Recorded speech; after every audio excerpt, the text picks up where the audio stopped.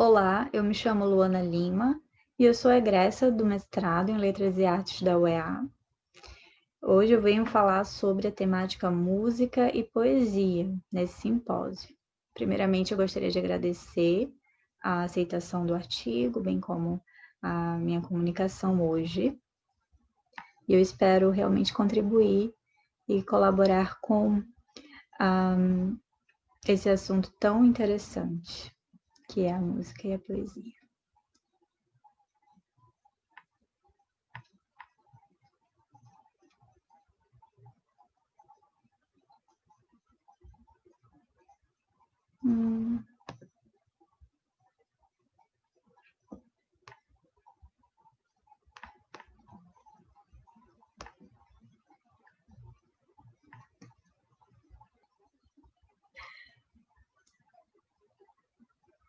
Bom, então o tema da minha apresentação hoje, em específico, é a musicalidade mantenedora de um poema mágico na tradução pessoana Hymn to Pan, de Aleister Crowley.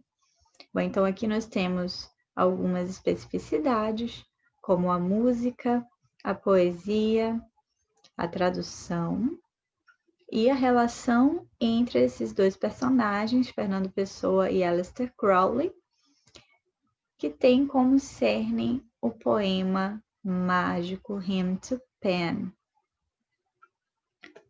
Bom, é interessante, né, a gente entender a importância desse poema, bem como as características mantenedoras que Pessoa utilizava no que tange a musicalidade, a rima, a métrica nas suas traduções. Mas isso nós vamos ver um pouquinho mais para frente. Bom, então, qual a relação entre a música e a poesia? Essa relação ela vem desde a Grécia Antiga. Como nós podemos ver aqui nessa breve introdução, a música e a poesia estão correlacionadas desde a Grécia Antiga, quando os primeiros poemas foram chamados líricos, pois a poesia era feita para ser cantada. Ritmo, métrica e rima fazem parte da forma e estilística dos poemas, tais como os sonetos, que vem da palavra italiana sonetto, pequenos sons ou músicas. Hymn to Pan não se trata de um soneto, porém segue o sistema musical de rima e métrica do original. E tudo isso graças à tradução pessoana, quando ele traduz da língua inglesa para o português, ele põe em xeque essa característica. E o que é muito interessante também salientar é a questão da música e como que ela vem transpor e transpassar a questão do sentimento e a capacidade que esse poema, com o ritmo, a métrica, tem de ficar nas nossas camadas mais profundas, não somente da mente, né? Bom, então, a primeira personagem dessa história é o Fernando Pessoa, poeta, escritor, tradutor e astrólogo nascido em Portugal, porém, ele foi alfabetizado na África do Sul, o que fez com que ele tivesse contato com a língua inglesa desde muito cedo e se tornasse depois um falante fluente e, portanto, um tradutor, um exímio tradutor da língua inglesa. Bom, não preciso nem falar que Fernando Pessoa é um poeta com P maiúsculo, né? Ele tem as características dos seus heterônimos. É interessante que colocar em xeque que cada heterônimo que ele criava tinha também uma data de nascença, uma data de morte, por ele ser astrólogo, então ele era muito ligado nessa questão do misticismo e do ocultismo, o que tinha de relacionar isso com os seus escritos. E mais como uma questão do eu, do sair de si para encontrar o outro nos seus poemas. E aqui nessa foto nós temos Fernando Pessoa e ao lado é uma foto um pouco intrigante, porque traz aqui esses dois personagens que são Pessoa e Crowley. Mas, na verdade, esse não é o Pessoa de verdade, ele é um sósia, mas o outro senhorzinho aqui é o Aleister Crowley mesmo, e eles estão numa partida de xadrez, o que já vem a nos trazer um pouquinho de da futura novela da Boca do Inferno, vamos entender mais à frente. A segunda figura, o emblemático Aleister Crowley, que foi um mago, escritor, pintor, enxadrista e alpinista inglês.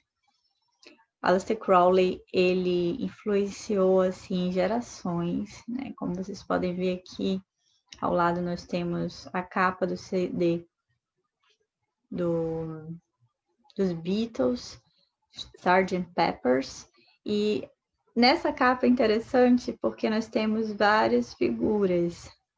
Vocês podem ver aqui figuras como o Edgar Allan Poe, por exemplo, e esse careca aqui é o Aleister Crowley. Aleister Crowley também representando essa geração da música do rock, e também influenciou Raul Seixas, nosso cantor brasileiro. Então foi muito além também dessa figura interessante, né? Bom, Aleister Crowley, ele escreveu seu primeiro poema aos 13 anos, o poema intitulado A Seldaman, que inclusive foi publicado posteriormente. Bom, para entrar nesse episódio da Boca do Inferno, é preciso dizer que Fernando Pessoa e Aleister Crowley, eles iniciaram uma relação epistolar, ou seja, uma relação por meio de cartas, quando Fernando Pessoa encontrou um erro no mapa astrológico de Crowley e escreveu uma carta para o seu editor. E aqui nós temos, depois de todas essas trocas, um encontro, né? Vale-se dizer que Fernando Pessoa possuía em sua biblioteca particular uma das obras emblemáticas de Crowley, que é Magic in Theory and Practice, Magia em Teoria e Prática, a qual, inclusive, foi tema da minha dissertação de mestrado, na qual eu traduzi a obra para o português, uma tradução inédita. E tudo isso está interligado. Então, essa é a carta de Pessoa para Crowley. E interessante também essa questão do frater, como eles se tratam. Caríssimo frater, agradeço-lhe muitíssimo as suas cartas de 11 e 22 de dezembro, particularmente a segunda, e especialmente a sua adenda manuscrita. Acabei de regressar a Lisboa, por isso a minha resposta vai inevitavelmente um pouco atrasada, ainda que esteja a escrever de imediato.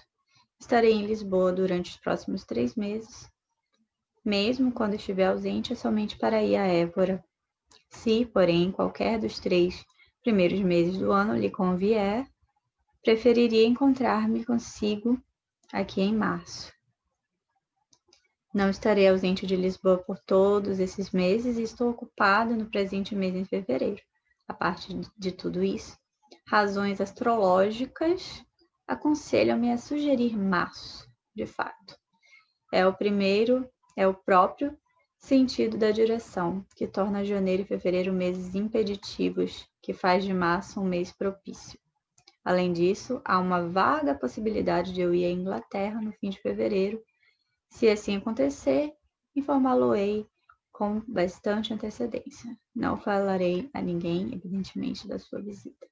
Fraternalmente, o seu Fernando Pessoa. Então, essa é uma prova viva dessa relação entre Fernando Pessoa e Crowley, que muitos estudiosos da área têm um pouco de receio de admitir, mas existe. Bom, aqui é uma imagem ilustrativa desse lugar, a boca do inferno, a fenda de mata-cães. É realmente um lugar que existe aqui em Portugal, lá em Portugal. E vocês podem ver que é realmente de alta periculosidade. A pessoa que cair aqui não tem chances de sobreviver. No limite sul de Lisboa, há um caminho de ferro composto de pequenas praias, terminando em Cascais, deslumbrante ao mesmo tempo que traz consigo alto grau de periculosidade. Do lado esquerdo desta estrutura peculiar, há uma fratura na rocha, de considerável altura, aqui vocês podem ver. Este local sinistro, sem ser pitoresco, é mortífero, enquanto a boca não é senão muito perigosa. Aqui tem havido suicídios. E isso é real. E esse foi o cenário do suicídio forjado, no qual Aleister Crowley teve a ajuda de Fernando Pessoa. Então, essa ambientação chamou a atenção de Crowley e da namorada dele na época, Jagger.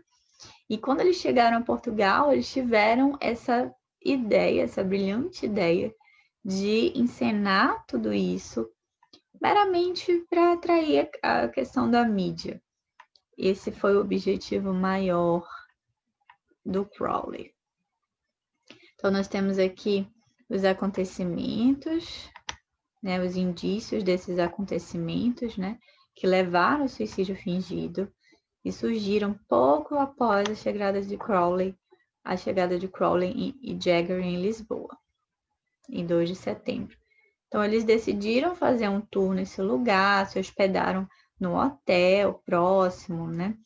Fizeram todo o planejamento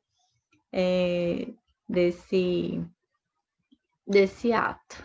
E, ao mesmo tempo, aqui você vê que a besta, né, também era conhecido o Crowley, a besta 666, que era, assim, uma forma que ele se utilizava para assustar, para meio que contra os padrões, né? Era mais uma questão mesmo da figura do Crowley, realmente.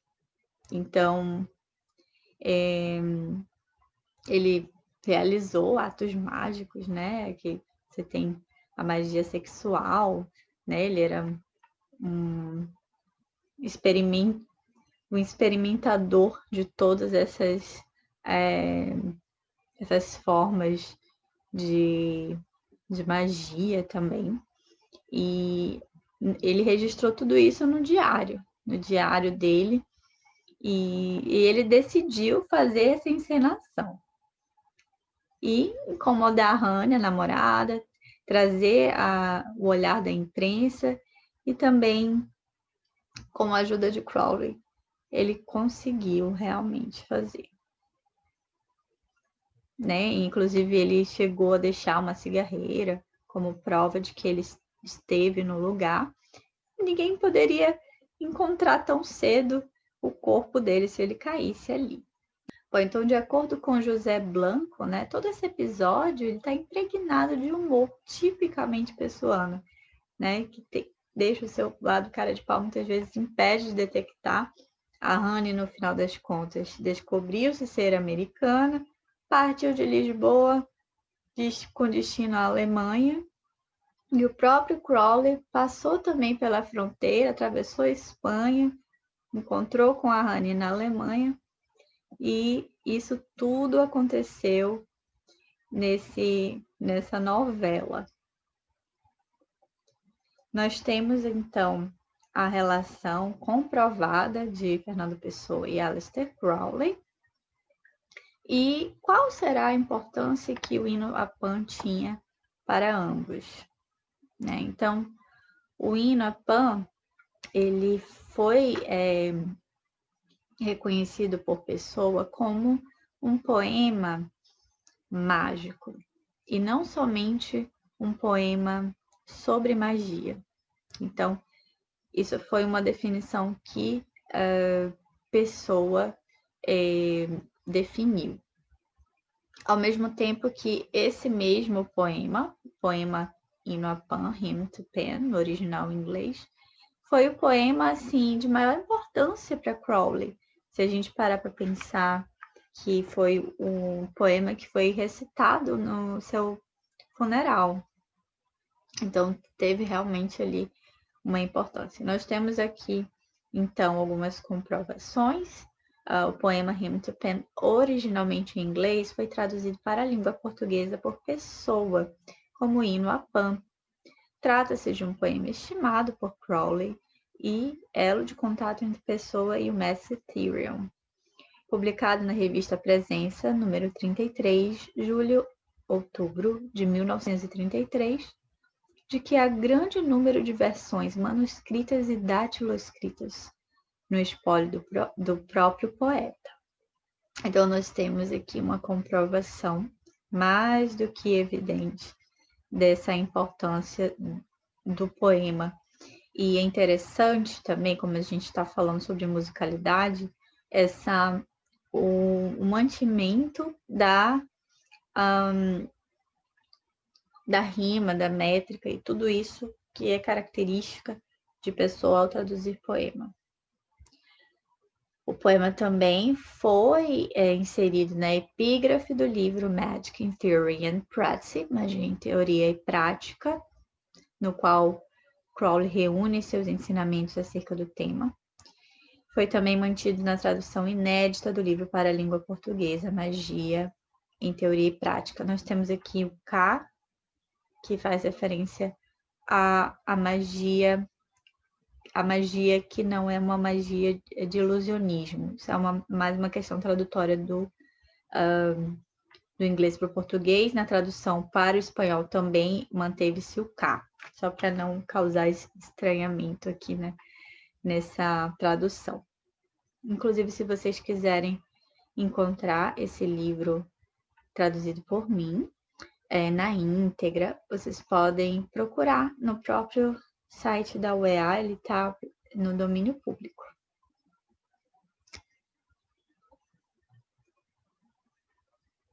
Então, o motivo contundente para que este poema fizesse parte do epílogo de Magic in Theory and Practice, que é um livro sobre práticas mágicas. Então, é a abertura, né, de uma das obras-primas do mago, do mestre Therion, e assim, para ele tinha total sentido.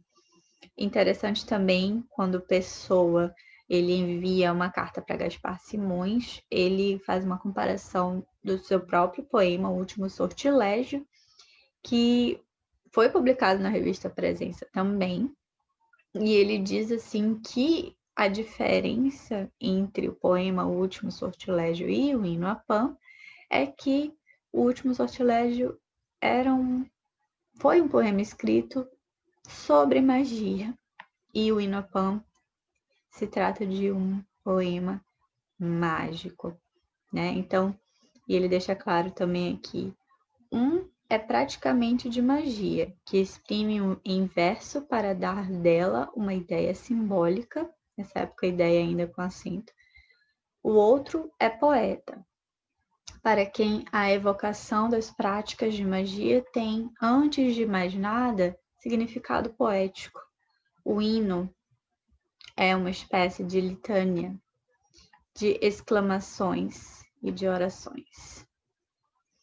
Então, é interessante essa questão do hino e a importância. Então, a gente pode também verificar agora o próprio poema. Eu peguei aqui uma parte dele. Em grego, ela é uma evocação a Sófocles e não foi traduzida. Nós temos aqui as primeiras estrofes, tradução de Fernando Pessoa. As primeiros 5 versos aqui nós temos a rima A, B, A, B, C. Na tradução, a mesma rima A, B, A, B. Então, na próxima estrofe, A, B, B, A. Na tradução, A, B, B, A. Então, vocês podem perceber que realmente Fernando Pessoa procura manter essa questão da tradução. No que diz respeito à forma, certo? O poema, ele contém 14 estrofes, certo? Com mais o prólogo, que é esse início aqui, em grego.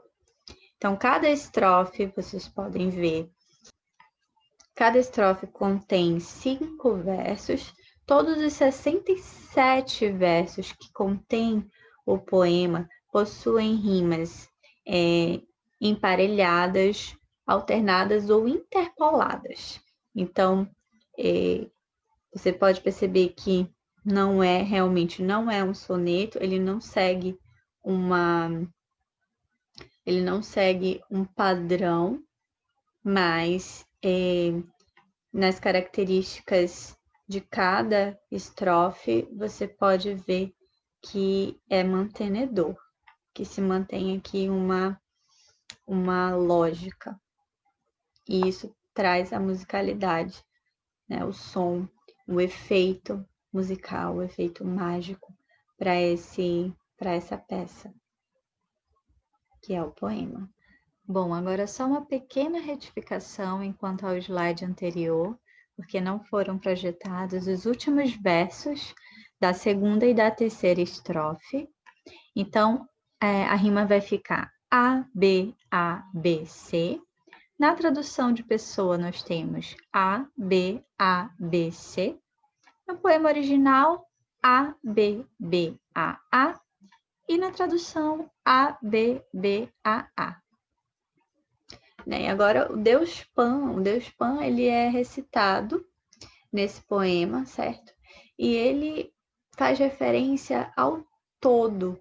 O Pan é o todo que faz ligação também com Alberto Caeiro, certo? Guardador de rebanhos. Para quem conhece Fernando Pessoa, né? Um dos seus heterônimos era o Alberto Caeiro, que ele tinha como mestre. Então, a etimologia popular antiga referia-se ao adjetivo, aqui temos um nome em grego, que quer dizer todo, pois este Deus alegraria o coração de todos. Him, home, in, pana. Certo? O auge do poema é justamente quando ele faz aquela repetição do pan, do pan, que é repetido como o tudo, certo? Então, ele é tido como um poema mágico e foi na sua declamação repetidamente, segundo testemunhas, durante o velório e sepultamento de Crowley. E quanto ao teor sexual que transmite em seu escrito de forma ativa, reflete sua própria característica como escritor, em que o tudo se remete a Pan, e Pan também é o deus da fertilidade, né? É aquele que chega para trazer com a energia masculina junto da natureza, se formos ir a fundo na mitologia. E essa atividade de todos que remete à vida, né? E se a gente pensar na vida e no ciclo da vida como algo vida, morte, vida, a morte, né? Seria o início de uma nova vida. Então, não haveria, né, um poema mais pertinente para ser declamado num cortejo do Mass Ethereum. Então, nós temos aqui uma parte, de acordo com Sultan, o Sutton, que nos remete a essa parte, essas linhas finais, essa ligação da humanidade do Deus da fertilidade.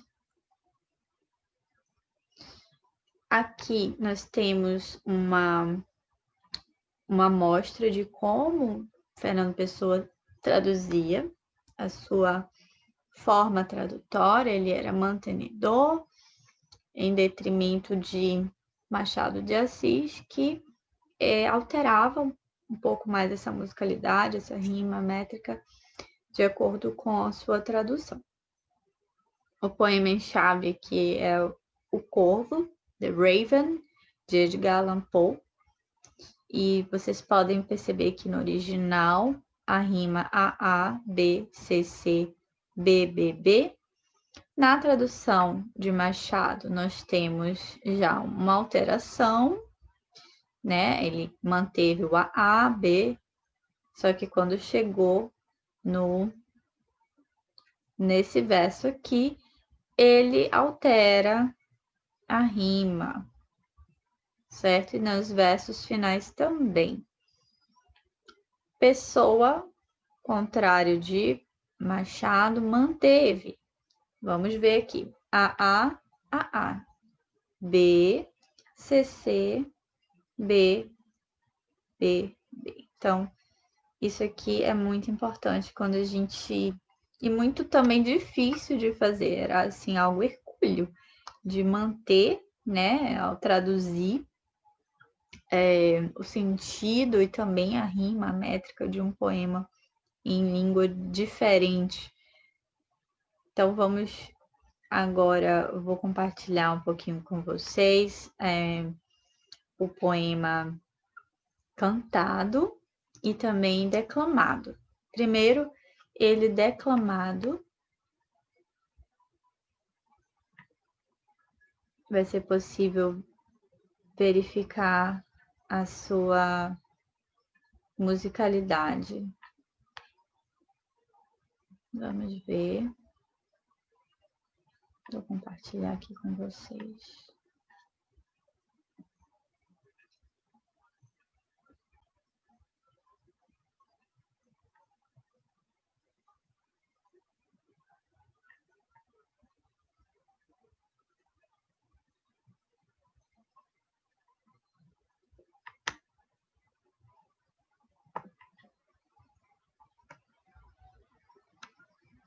Hymn to Pan by Aleister Crowley. Thrill with lissome lust of the light, O man, my man, come careening out of the night of Pan, Eopan, Eopan, Eopan, come over the sea from Sicily and from Arcady, roaming as Bacchus with fauns and pards, and nymphs and satyrs for thy gods on a milk-white ass, come over the sea, to me, come with Apollo in bridal dress, shepherdess and pythoness, come with Artemis silken shod, and wash thy white thigh, beautiful god, in the moon of the woods, on the marble mount, the dimpled dawn of the amber fount, dip the purple of passionate prayer in the crimson shrine, the scarlet snare, the soul that startles in eyes of blue to watch thy wantonness weeping through the tangled grove, the gnarled... Ok, então essa foi uma declamação bem fervorosa, né? Vocês podem perceber que tem muita emoção nessa declamação. E agora eu vou compartilhar com vocês o poema cantado, que é bem interessante também, que prova e comprova a musicalidade presente no poema. O que é possível, sim, transpor e transformar esse poema em música.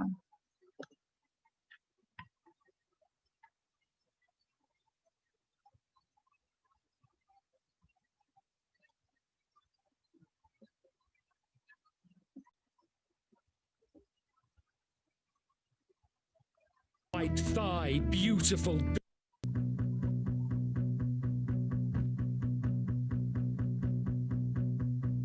Thrill with lithesome lust of the light, O man, my man, come careering out of the night of Pan, yo Pan, yo Pan, yo Pan, come over the sea from Sicily and from Arcady, roaming as Bacchus with fauns and pards and nymphs and satyrs for thy guards. On a milk-white ass, come over the sea to me, come with Apollo in bridal dress, shepherdess and pythoness, come with Artemis silken shod, and wash thy white thigh, beautiful God, in the moon of the woods, on the marble mount, the dimpled dawn of the amber fount, dip the purple of passionate prayer in the crimson shrine, the scarlet snare, the soul that startles in eyes of blue, to watch thy wantonness weeping through the tangled grove, the gnarled bole of the living tree that is spirit and soul and body and brain. Come over the sea, yo. Ok. Então, aqui foi possível ver também toda a musicalidade que esse poema traz à tona. E eu vou agora compartilhar com vocês a tradução, para que vocês possam entender.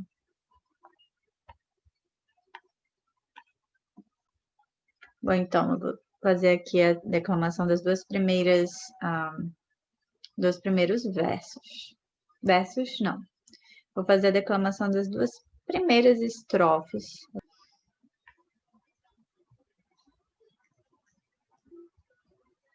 Vibra do cio, sutil da luz, meu homem e afã.